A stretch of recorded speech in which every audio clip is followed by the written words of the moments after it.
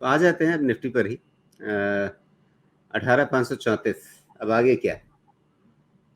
देखिए, Singapore Nifty देखेंगे तो फिर इमीडिएट बेस बन गया 18,450 का।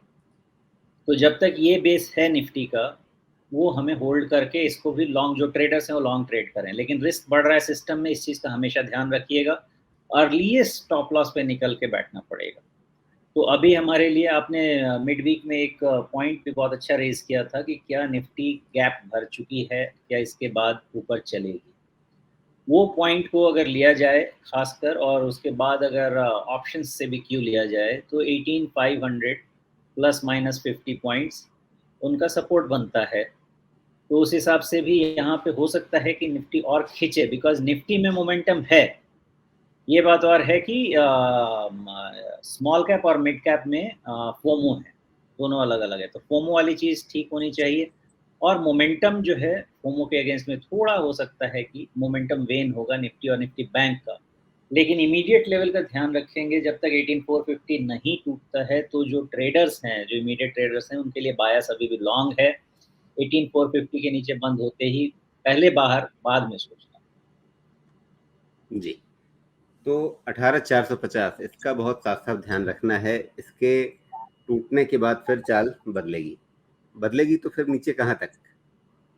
देखिए, बदलेगी तो सिर्फ पैटर्न रीड करना है, और पैटर्न यही कहता है कि ये टूटने के बाद 18,200 के नीचे बंद नहीं होना चाहिए। अभी तक तो यही कहता है। लेकिन अगर बंद होना शुरू भी होता है तो अपना एसओएस लेवल जो रहेगा वो है 18,075 वाला, या उसको आप 18,050 कर दें। ठीक है। इसके नीचे अगर निफ्टी बंद होती है तो ये एसओएस लेवल होगा, बिकॉज यहाँ से आपका जो हायर लो का फॉर्मेशन है वो ब्रीच हो जाएगा। और फिर कोई पैरामीटर्स भी बहुत उसके बाद रीड करने की बात नहीं रहेगी, because parameters in future change हो सकते हैं। तो हमें इंडिकेशन लेना पड़ेगा लीड इंडिकेटर से। लीड इंडिकेटर होगा पैटर्न का। जब तक वो नहीं होता है, या जिसको 18,050 या 50 पॉइंट नीचे 18,000, लेकिन इसके नीचे में पैटर्न फेल होगा और मिड टर्म करेक्शन शुरू होगा। तो जब तक वो नहीं होता है, अभी मार्केट में और कुछ दिखता नहीं है बराबर। जी। तो ये कहानी हुई कि अगर 18,450 टूटा तो फिर नीचे क्या? तो सबसे पहले 18,200 के आसपास और 18,050 के आसपास इस पे नज़र रखनी होगी। ये लेवल्स हैं आगे के लिए।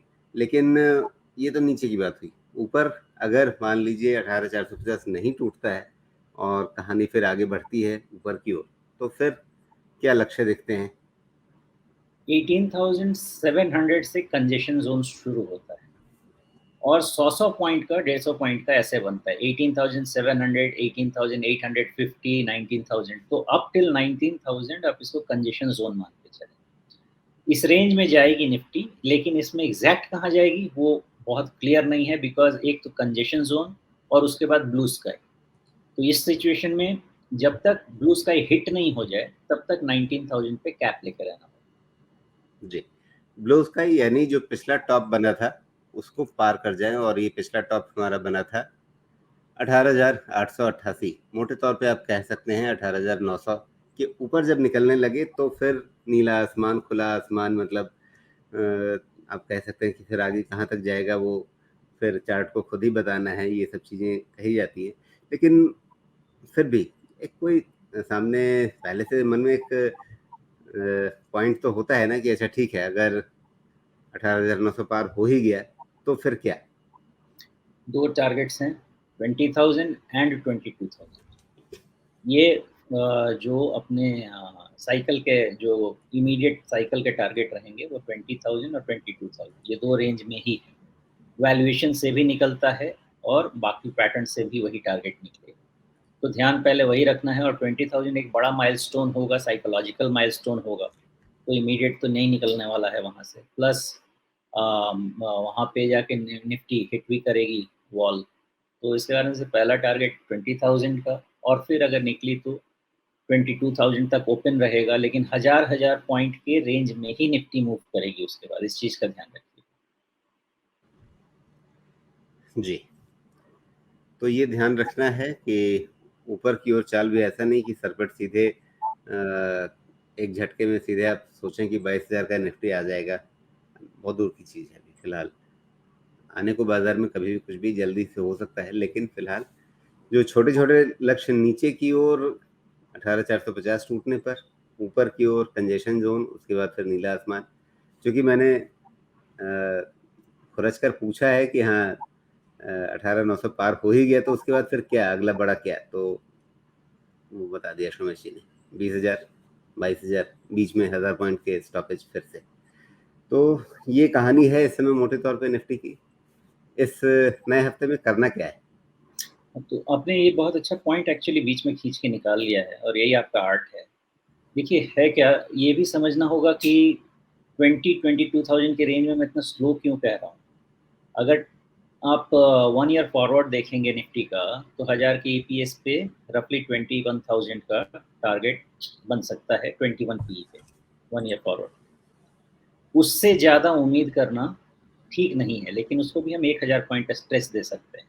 अब आ जाइए ट्रेलिंग पे। ट्रेलिंग पे भी जहाँ तक मुझे लगता है निफ्टी 21-22 के ऊपर ही या 23 के आसपास ट्रेलिंग पी पे चल रही है। ट्रेलिंग पी पे भी बहुत ज़्यादा रूम नहीं बनता है। अगर निफ्टी का ट्रेलिंग पी अभी देखा जाए तो हाँ, करीब करीब 22 का ट्रेलिंग पी, 21.5 22 का ट्रेलिंग पी चल रहा है। यहीं से डेंजर जोन तो है, बिकॉज आपका प्रीमियम वैल्यूएशन के लिए 10 ईयर यील्ड 6-6.5% चाहिए, तब जाके आप 23, 24, 25 वाला ट्रेलिंग पी मल्टीपल उम्मीद कर सकते हैं। हम अभी वहाँ नहीं हैं, इसलिए 22 पी ट्रेलिंग पी इतना बहुत कंफर्टेबल पी नहीं रहेगा। तो वैल्यूएशन मेन पैरामीटर है, मुझे इस कंजेशन जोन के बाद ऊपर बहुत ज़्यादा फास्ट मूव उम्मीद नहीं करने का। मोमेंटम आएगा, लेकिन वो 20,000 के बाद बहुत वेन होता जाएगा। बिल्कुल। और अब थोड़ा बैंक निफ्टी की बात कर लेते हैं, लेकिन उससे पहले मतलब नए हफ्ते में लेवल्स तो आपने बता दिए। ट्रेडर्स और निवेशकों को मन में धारणा क्या लेकर के चलनी चाहिए, एक्शन पॉइंट्स क्या होंगे? देखिए, सबसे पहला एक्शन पॉइंट तो स्टॉक स्पेसिफिक। पहली चीज, अगर स्टॉक स्पेसिफिक मिड कैप और स्मॉल कैप माइक्रो कैप समझ में आता है, जो कंजेशन जोन से निकल रहे हैं, लॉन्ग टाइम कंसोलिडेशन से निकल रहे हैं, वहां पे स्लो पोजीशन बनाने में कोई दिक्कत नहीं है। ये पहला एक्शन पॉइंट होना चाहिए। दूसरा एक्शन पॉइंट होना चाहिए, सेलेक्टिव प्रॉफिट बुकिंग भी होनी चाहिए। मैं ये नहीं कह रहा पोर्टफोलियो बेच देना है, लेकिन 2-4-5% का प्रॉफिट बुकिंग कीजिए वैसे स्टॉक में जहाँ पे वैल्यूएशन स्ट्रेच हो रहे हैं, ऐसे स्ट्रेच होने लगे हैं जो कि अगला 2-2 3-3 साल का अर्निंग्स फैक्टर हो रहा है। वहाँ प्रॉफिट बुकिंग भी होनी चाहिए और मौका मिलते ही उनको आप क्लॉ बैक कीजिए। जो पहले वाला मैंने बोला, जहाँ पे अभी वैल्यूएशन कंफर्टेबल है, कंसोलिडेशन से निकलने की कोशिश कर रहे हैं, उस जगह पे प्लॉ बैक कीजिए। ये दूसरा एक्शन होना चाहिए। तीसरा एक्शन, अगर फ्रेश इन्वेस्टमेंट है तो वेट एंड वॉच कीजिए। आपकी ट्रेन जब मिलेगी तब आपको रिजर्वेशन मिलेगा, तब चढ़िएगा। अभी रनिंग ट्रेन में चढ़ेंगे, हाथ पैर टूट जाएगा, जाने की ज़रूरत नहीं है। मार्केट ऐसा ही चल रहा है, आप देख रहे हैं पिछले 1.5-2 साल से हो गया है। एक तरफ़ा चलता है, बढ़ता है, एक तरफ़ा गिरता है। तो जब चले इतना तो बुलिश नहीं होना है, थोड़ा-सा डेविल इन द डिटेल देखना पड़ेगा अपने को कि वैल्यूएशन स्ट्रेच हो रहे हैं, भले ही कितना भी हरा-भरा एनवायरनमेंट आपको आस-पास दिखे, और वेट करना है अपने लेवल का नीचे आने का। लेकिन फिर मैं 1000 बार रिपीट कर चुका हूँ, हमेशा रिपीट करूँगा, जब नीचे आए तो मन मत बदलिए। जो चेंज ऑफ हार्ट हो जाता है ना, हृदय परिवर्तन मत कीजिए। नीचे आए, अपने स्टॉक्स, क्वालिटी स्टॉक्स लेवल्स निकाल के रखिए और उसमें खरीदिए। कुछ नहीं होता है, मार्केट नीचे आना उसका अपना रीज़न है, आएगा, दुनिया खत्म नहीं होती। उसको खरीदिए, लेकिन उतना ही खरीदिए जिस पैसे से आपको तकलीफ़ नहीं हो अगर कभी गया भी तो। और उसको खरीद के बने रहिए। और फिर ध्यान रखिएगा, निफ्टी का टारगेट है 35,000, 37,000, 2030 का, उस हिसाब से दिमाग में रखिए और बाय डिप्स कीजिए, बड़ा पैसा बने। जी बिल्कुल। तो अब यहाँ पे आगे बैंक निफ्टी के बारे में भी बात कर लेते हैं, और बैंक निफ्टी के लिए किस तरह के लेवल्स आपको दिख रहे हैं? देखिए, बैंक निफ्टी तो बहुत ही चैलेंजिंग सिचुएशन में आ गया था लास्ट 2 डेज़ के डेटा से। लेकिन थोड़ा धन्यवाद करते हैं डाउ जोन्स का और 20 बाकी डे मूविंग एवरेज छूता जा रहा है।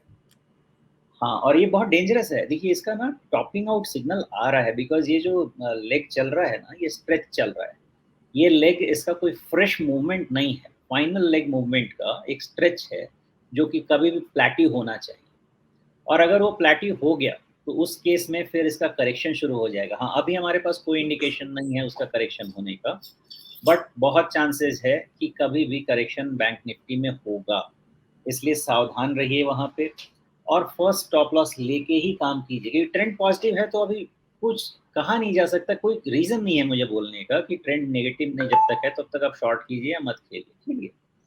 इमीडिएट स्टॉप लॉस लीजिए। और आपके लिए निफ्टी बैंक में सबसे पहला और जो सबसे कंफर्टेबल है अभी भी 43,300 का जो लेवल है वही है। उसका उसके नीचे का क्लोज मिलता है निफ्टी बैंक से थोड़ा बाहर हो जाइए। अगर थोड़ा और किसी को एग्रेसिव रिस्क लेना है तो 43,000 is the stop loss on closing basis. वो बाय डिप्स करते रहिए, लेकिन उसके नीचे में निफ्टी बैंक को छोड़ दीजिए। बस इतना ही ध्यान रखना है अभी निफ्टी बैंक के बारे में।